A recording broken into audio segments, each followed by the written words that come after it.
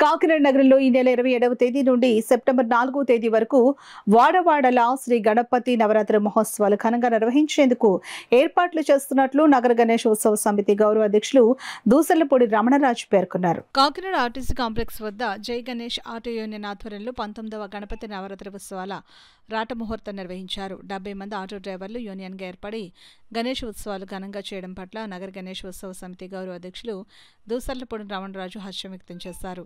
సమితి ఆహ్వాన పత్రికలను పంపిణీ చేశారు. యూనియన్ నాయకులు ఎన్ బాబు, డివివి ప్రసాద్, ఎం లోవరాజు, కరిసూరిబాబు, కె శ్రీను, సిహెచ్ శ్రీను తదితరులు వేద పండితులతో పూజలు చేయించారు. 5వ తారీఖు వచ్చింది కాబట్టి ఆ రోజున గణేష్ నిమజ్జనం చేయడం శాస్త్ర సమ్మతం కాదు. 6వ తేదీ శనివారం నాడు గణేష్ నిమజ్జనం చేయాల్సి ఉంటుంది. మరొక అతి ముఖ్యమైన విషయం ఏంటంటే మరి 7వ తేదీ ఆదివారం చంద్రగ్రహణం వచ్చింది. మధ్యాహ్నం 12 గంటల లోపులోనే మనం పూజ చేసిన విగ్రహం నీళ్ళలో కలిసిపోవాలి.